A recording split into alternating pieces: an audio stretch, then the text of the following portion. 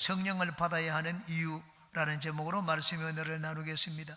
예수님이 이 땅에서 3년 반 동안 사역을 하신 뒤에 이제 하늘나라로 가실 때가 되었습니다. 예수님이 떠나시겠다는 말씀을 하시자 제자들은 깜짝 놀랐습니다. 그 마음에 근심이 가득 찼습니다. 그런 제자들에게 예수님이 위로의 말씀을 주셨습니다. 내가 떠나가는 것이 너희들에게 오히려 유익이다. 내가 떠나가지 않으면 보혜사 성령이 너에게 오시지 않을 것이고 내가 가면 보혜사 성령을 너에게 보내주겠다고 약속을 하셨습니다. 과연 예수님이 하늘나라로 올라가셨습니다. 그리고 얼마 지나지 않자 예수님의 아버지께 성령을 받아 제자들에게 보내주셨습니다. 성령을 받고 난 다음에 제자들의 인생은 완전히 달라졌습니다. 그들의 신앙의 모습도 달라지게 되었습니다. 성령을 받기 전과 성령을 받고 난 다음에 그들의 모습은 전혀 다르게 변했습니다. 오늘날 우리에게도 마찬가지입니다. 내가 달라지기 위해서는 성령을 받아야 됩니다. 성령을 받으려면 계속하여 성령 충만한 삶을 살아야 됩니다. 그럼 우리가 왜 성령을 받아야 됩니까? 성령 우리에게 주시는 유익이 무엇입니까? 오늘 이 말씀을 중심으로 세 가지를 같이 살펴보고 은혜를 나누겠습니다. 첫째, 내가 믿는 신앙에 대한 확신을 갖게 됩니다. 한번 따라해 주시기 바랍니다. 신앙에 대한 확신을 갖게 된다. 성령을 받게 되면 내가 믿는 신앙에 대한 확신을 갖게 됩니다. 세상에는 많은 종교인들이 있습니다. 그런데 그 가운데는 자기들이 믿는 것이 무엇이며 왜 그것을 믿는지 모르는 자들도 많이 있습니다. 세상에는 많은 종교인들이 있지만 나는 종교를 가지고 있다고 말하지만 실제로는 자기가 믿는 것이 무엇인지 모르는 종교인들이 많이 있습니다. 기독교인도 예외가 아닐 것입니다. 부모가 기독교인이면 나는 기독교인이다. 부모가 가톨릭을 믿으면 나는 가톨릭 성도다. 그렇게 얘기를 합니다. 그런데 정작 본인에게 신앙에 대해서 물어보면 자기가 무슨 믿는지도 알지 못하는 그런 경우가 많이 있습니다. 우리 주변을 둘러보면 종교적인 문화를 많이 볼 수가 있습니다. 멀리 갈 필요가 없습니다. 우리 주변에 십자가 탑이 많이 있습니다. 기독교적인 문화입니다. 교회 출석하면 스스로를 기독교인이라고 말을 합니다. 그런데 기독교인 가운데는 내가 믿는 것이 무엇이며 왜 그것을 믿는지 자기 신앙이 무엇인지에 대해서 분명히 알지 못하고 확신하지 못하는 자들도 적지 않게 있습니다. 예수님이 제자들도 마찬가지였습니다. 그들은 예수님을 3년 동안 따라다녔습니다. 그런데 예수님 앞에 믿음이 제자시 하나님만큼도 없는 자들은 그렇게 꾸중을 많이 들었습니다. 예수님이 말씀을 가르쳐 주면 그들은 엉뚱한 질문을 하고 엉뚱한 대답을 했습니다. 동문서답을 하는 경우도 많았습니다. 세상에서 한 자리 하고자 하는 욕망으로 예수님을 따르는 자들도 많이 있었습니다. 그런데 그들이 오순절날 성령을 받았습니다. 성령을 받고 난 다음에 이들의 삶은 완전히 달라졌습니다. 이제는 더 이상 예수님의 곁에 없었습니다. 궁금한 것이 있어도 물을 대상이 없었습니다. 선생이 없었습니다. 그런데 그들은 물을 필요가 없었습니다. 성령께서 모든 것을 가르쳐 주셨기 때문입니다. 그들은 자기들이 믿는 것이 무엇이며 왜 그것을 믿는지 너무나 분명하게 확신을 가지게 되었습니다. 성령이 우리에게 충만하게 마시면 성령은 우리에게 세 가지 신앙의 확신을 줍니다. 첫 번째, 성경 말씀에 대한 확신을 줍니다. 우리가 믿는 내용은 다름 아닌 성경 말씀입니다. 성경 말씀은 사람이 쓴 창작품이 아닙니다. 하나님이 성령으로 우리에게 계시하여 주신 말씀입니다. 우리가 하나님을 믿는데 성경대로 믿습니다. 우리가 예수님을 믿되 성경대로 예수님을 믿습니다. 그런데 성경에 있는 많은 내용들은 인간의 자연인의 이성으로 받아들이기 어려운 내용입니다. 하나님이 말씀으로 천지 만물을 지으셨습니다. 받아들이기 어렵습니다. 예수님이 죽은 가운데 사흘 만에 부활하셨습니다. 성천하셨습니다. 지금 보좌 우편에 앉아 계십니다. 장차 예수님이 구름을 타고 이 땅에 오실 것이라고 말씀을 합니다. 그때 우리도 그리스도 안에서 함께 부활을 하고 하늘에서 영원히 하나님과 함께 살 것이라고 말씀을 합니다. 믿는 자들은 천국에서 살고 믿지 않는 자들은 영원히 지옥에서 고통을 받게 됩니다. 이성으로, 인간의 자연인의 이성으로 받아들이기 어려운 내용입니다. 그렇지만 성령이 나에게 임하시면 우리는 그것을 믿음으로 받아들일 수 있게 됩니다. 확신하게 됩니다. 베드로는 성령이 충만하자 무리들 가운데 나가서 설교를 했습니다. 구약 성경 말씀을 인용했습니다.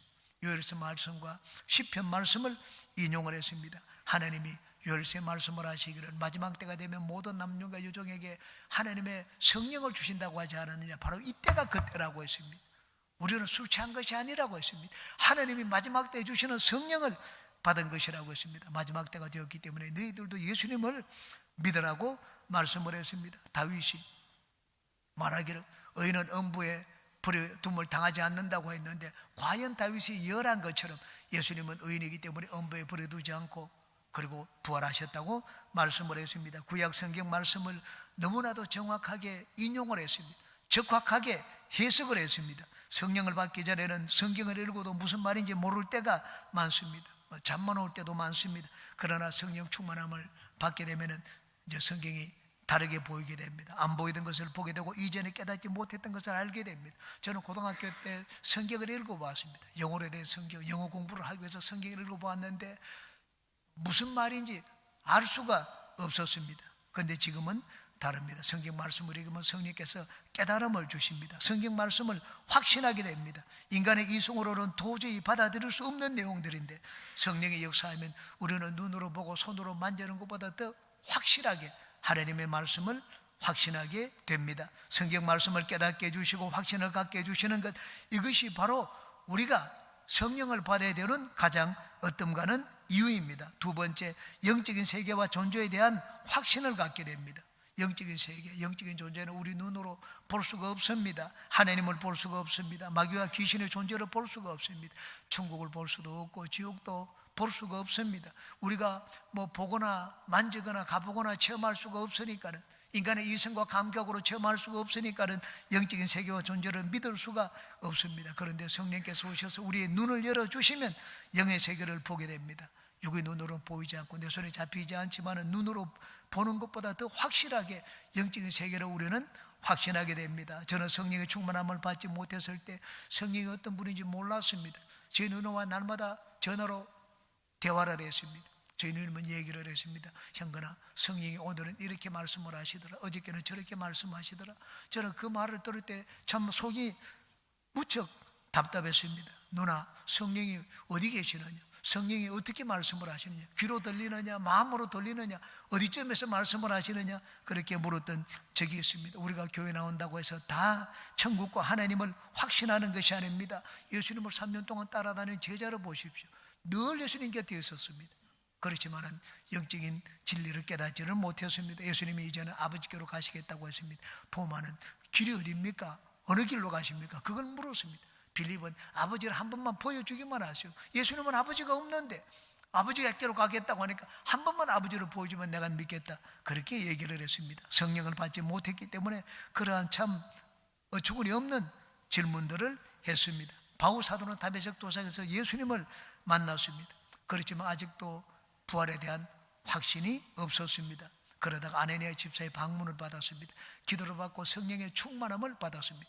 그 눈에 있던 비늘이 벗겨지고 영의 눈이 함께 열렸습니다. 예수님이 누군지 순식간에 알게 되었습니다. 적시로 나가서 회당에서 예수님은 하나님의 아들이고 우리가 기다리던 메시아라고 증거하기 시작을 했습니다. 성령은 영의 세계와 영적인 존재를 확신시켜 주시는 분입니다. 영적인 세계를 더 알기 원하고 영적인 비밀을 더 깨닫기 원하는 분들은 더욱더 성령의 충만함을 구하시기를 주의 이름으로 축원합니다. 세 번째, 성령님은 예수님이 나의 구주이심을 확신시켜 주십니다. 베드로의 설교를 들은 이들은 불과 50일 전에 다 예수님을 십자가에 못 박으라고 외쳤던 자들이었습니다. 그런데 베드로는 그들 앞에서 예수님이 메시아임을 강력하고 확신 있게 전했습니다. 36절입니다. 그런즉 이스라엘 온 집은 확실히 알지니 너희가 십자가에 못 박은 이 예수를 하나님이 주와 그리스도가 되게 하셨느니라 하니라. 이 말씀을 하니까는 듣는 자들이 다 마음이 찔렸습니다. 이들은 예수님을 못 박으러 간 자들이었습니다. 여러분, 너무나 확신 있게 말을 해보세요. 그 말을 듣는 자들이 감동을 받습니다. 어설프게 얘기하기 때문에 듣는 자들이 웃습니다. 우리가 예수님 진리 대신 예수님을 전하는데도 어설프게 주저주저 하면서 전하면 듣는 사람들이 웃습니다.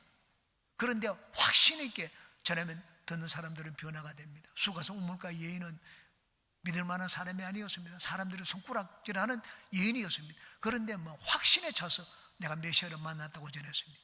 이 평소에는 손가락질하는 여인이었지만 그 얼굴에 확신이 가득 찼기 때문에 여인이 말하는 대로 이끄는 대로 따라 나왔습니다.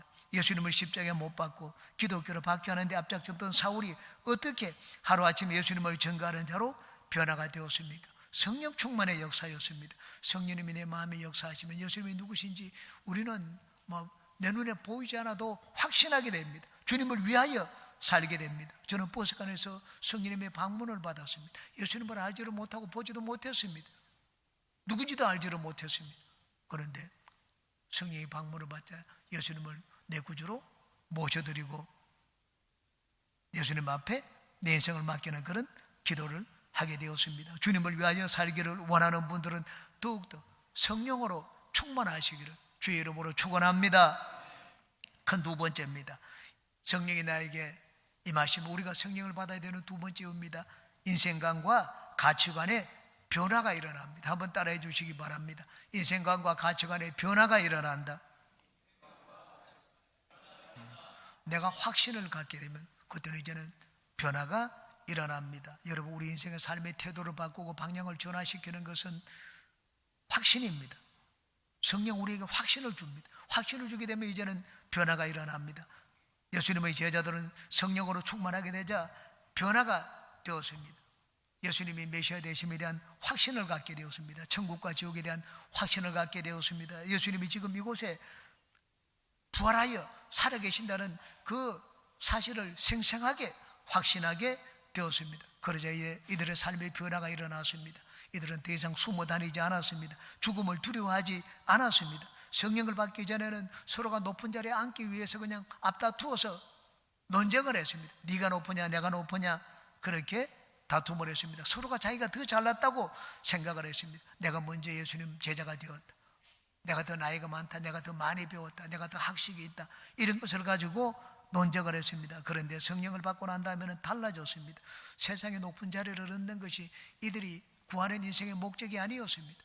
이들이 사는 이유가 아니었습니다. 예수님을 높이고 예수님을 전하는 것이 이들의 삶의 이유와 목적이 되었습니다. 초대교회가 성령에 받게 되자 이들은 자기들의 재산을 팔아가지고 사도들의 발 앞에 내놓았습니다. 땅을 팔아서 내어놓고 물질도 내어놓고 물건도 내어놓았습니다. 사람들이 다 같이 설 수 있기를 원한다고 했습니다.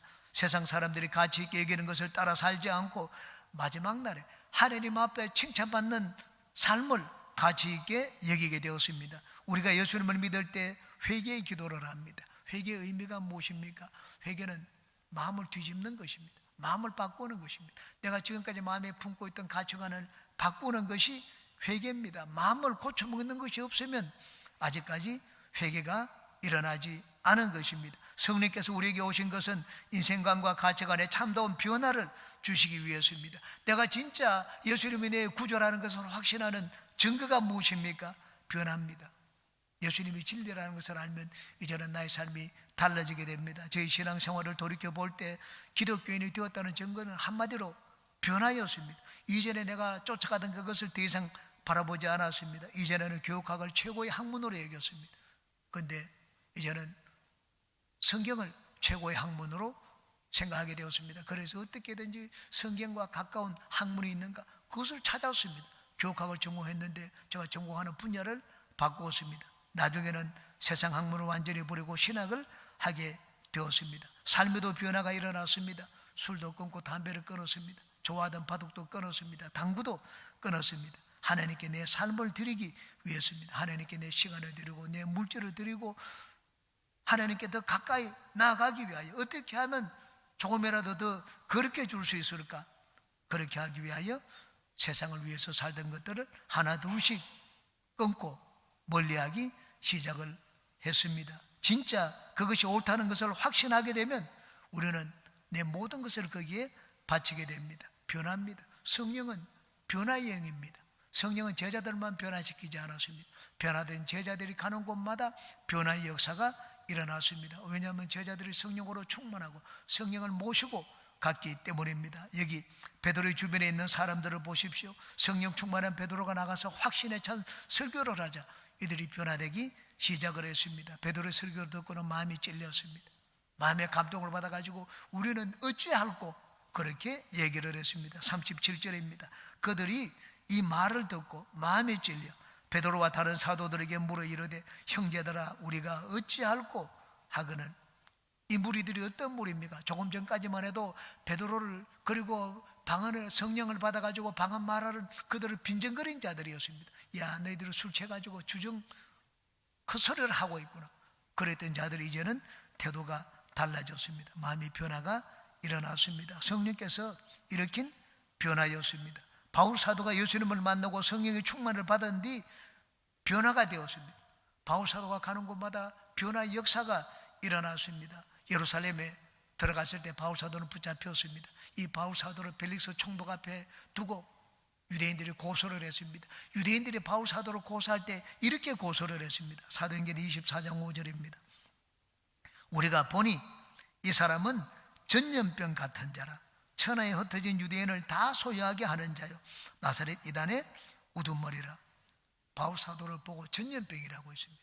전염병. 가는 곳마다 전염을 시켰습니다. 바울 사도가 가지고 있던 것을 전부 전염을 시켰습니다. 바울 사도를 만나던 중에 변화되지 않는 자가 없었다는 말입니다. 바울 사도가 에베소에 머물면서 2해 동안 복음을 전했습니다. 사도행전은 그 2해 동안 바울 사도가 에베소에 있었던 삶을 이렇게 기록을 하고 있습니다. 19장 10절입니다.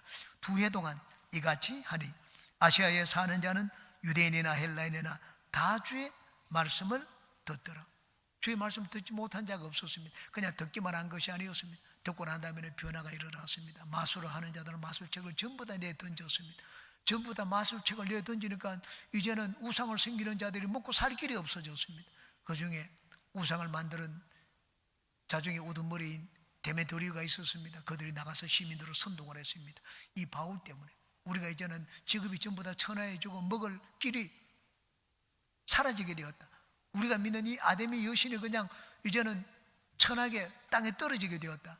그렇게 말하면서 무리들을 선동을 했습니다. 그만큼 바울 사도의 변화 영향력이 컸다는 말입니다. 우리는 강릉이 변화되기를 원합니다. 우리 가정이 변화되기를 원합니다. 우리 가족들이 변화되기를 원합니다. 내가 변화되기를 원합니다. 변화되기 위해서 필요한 것은 성령입니다. 성령 충만입니다. 성령은 변화영입니다. 성령은 나를 변화시키고 내 주변을 변화시키고 나를 둘러싼 세상을 변화시키는 영입니다. 오늘날 세상 사람들은 십자가에 달린 예수님을 받아들이지 않습니다.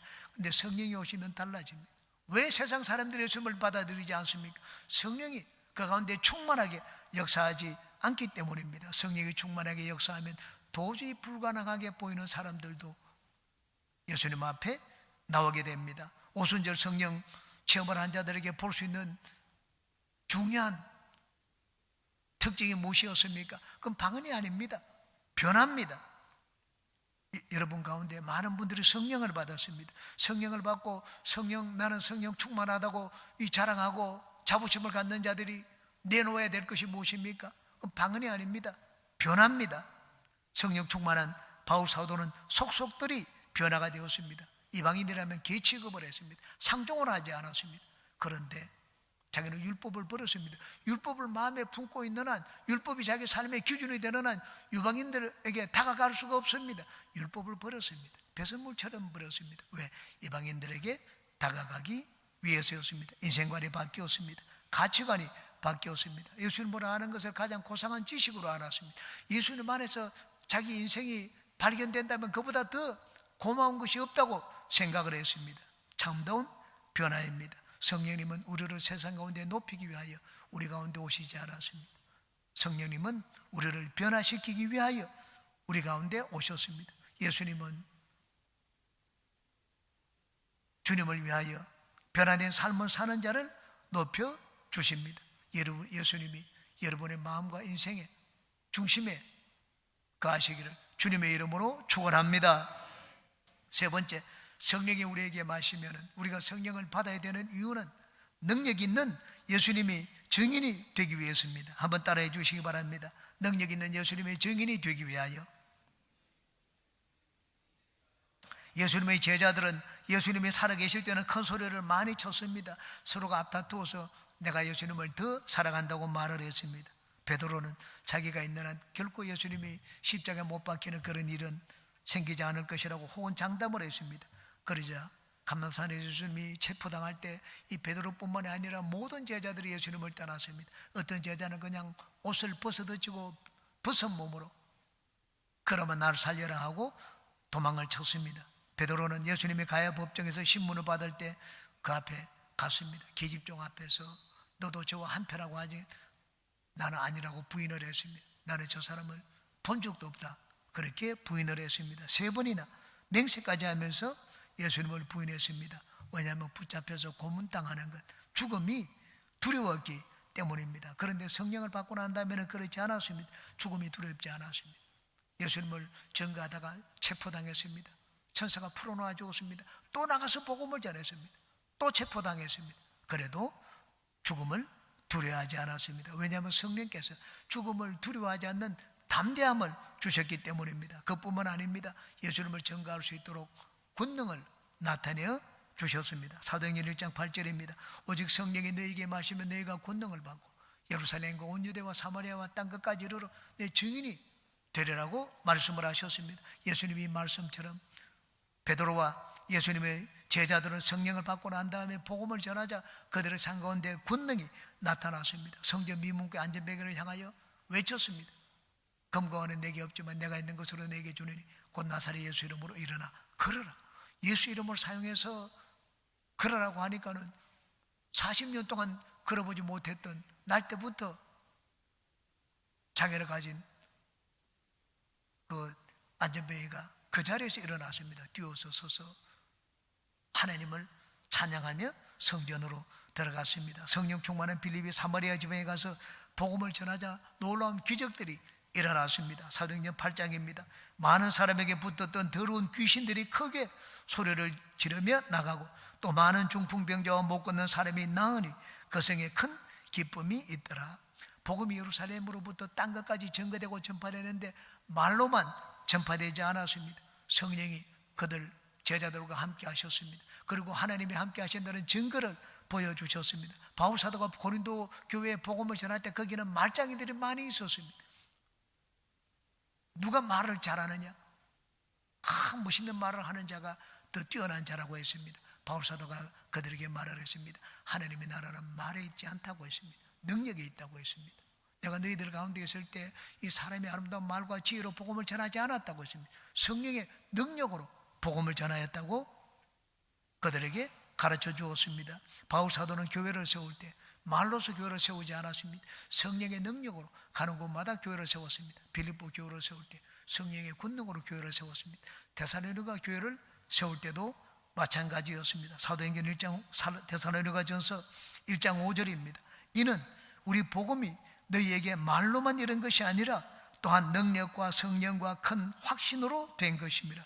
우리가 너희 가운데서 너희를 위하여 어떤 사람이 된 것은 너희가 아는 바와 같으니라. 그러므로 성령 충만한 여러분들은 여러분 혼자서 복음을 전한다고 생각하지 마십시오. 우리가 복음을 전하면 성령께서 나와 같이 계십니다. 예수님이 말씀을 하셨습니다. 요한복음 15장입니다. 내가 아버지께로부터 너에게 보낼 보혜사 곧 아버지께로부터 나오시는 진리의 성령이 오실 때 그가 나를 증언하실 것이요 너희도 처음부터 나와 함께 있었으므로 증언하느니라. 예수님을 증거하시는 분이 두 분입니다. 나도 예수님을 증거하고 나와 함께 계신 성령님도 예수님을 증거하신다고 말씀을 했습니다. 그러므로 사람을 두려워하지 말고 환경에 주눅들지 마시기 바랍니다. 담대하게 복음을 전하시기 바랍니다. 내가 담대하게 복음을 전하면 성령께서 그 가운데 나타나십니다. 성령께서 믿음의 사람과 함께 하시면 놀라운 일이 일어납니다. 성령님 우리 가운데 오셨습니다. 우리를 예수의 증인으로 삼기 위하여 우리 가운데 오셨습니다. 성령과 함께 하시는 여러분은 두려워하지 말고 담대하게 복음을 전하시기 바랍니다. 성령을 받지 못한 분들은 더욱더 성령 하나님을 사모하고 성령 충만을 구하시기 바랍니다.